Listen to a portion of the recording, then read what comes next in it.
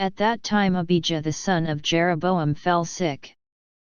And Jeroboam said to his wife, Arise, I pray thee, and disguise thyself, that thou be not known to be the wife of Jeroboam, and get thee to Shiloh. Behold, there is Ahijah the prophet, which told me that I should be king over this people. And take with thee 10 loaves, and cracknels, and a cruse of honey, and go to him, he shall tell thee what shall become of the child. And Jeroboam's wife did so, and arose, and went to Shiloh, and came to the house of Ahijah. But Ahijah could not see, for his eyes were set by reason of his age. And the Lord said unto Ahijah, Behold, the wife of Jeroboam cometh to ask a thing of thee for her son, for he is sick. Thus and thus shalt thou say unto her, for it shall be, when she cometh in, that she shall feign herself to be another woman. And it was so, when Ahijah heard the sound of her feet, as she came in at the door, that he said, Come in, thou wife of Jeroboam, why feignest thou thyself to be another? For I am sent to thee with heavy tidings. Go, tell Jeroboam, Thus saith the Lord God of Israel, Forasmuch as I exalted thee from among the people, and made thee prince over my people Israel, and rent the kingdom away from the house of David, and gave it thee, and yet thou hast not been as my servant David, who kept my commandments, and who followed me with all his heart, to do that only which was right in mine eyes. But hast done evil above all that were before thee, for thou hast gone and made thee other gods, and molten images, to provoke me to anger, and hast cast me behind thy back. Therefore, behold, I will bring evil upon the house of Jeroboam, and will cut off from Jeroboam him that pisseth against the wall, and him that is shut up and left in Israel, and will take away the remnant of the house of Jeroboam, as a man taketh away dung, till it be all gone. Him that dieth of Jeroboam in the city shall the dogs eat, and him that dieth in the field shall the fowls of the air eat, for the Lord hath spoken it. Arise thou therefore, get thee to thine own house, and when thy feet enter into the city, the child shall die.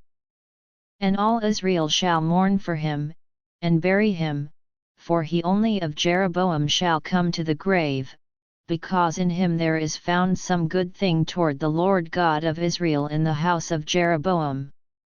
Moreover the Lord shall raise him up a king over Israel, who shall cut off the house of Jeroboam that day. But what? Even now. For the Lord shall smite Israel, as a reed is shaken in the water, and he shall root up Israel out of this good land, which he gave to their fathers, and shall scatter them beyond the river, because they have made their groves, provoking the Lord to anger. And he shall give Israel up because of the sins of Jeroboam, who did sin, and who made Israel to sin. And Jeroboam's wife arose and departed and came to Tirzah, and when she came to the threshold of the door, the child died.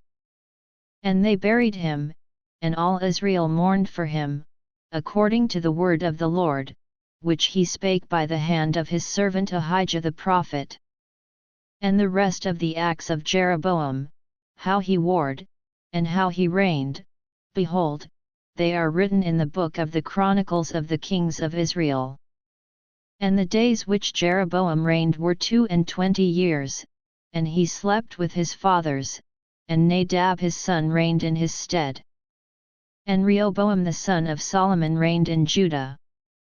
Rehoboam was 41 years old when he began to reign, and he reigned 17 years in Jerusalem, the city which the Lord did choose out of all the tribes of Israel, to put his name there.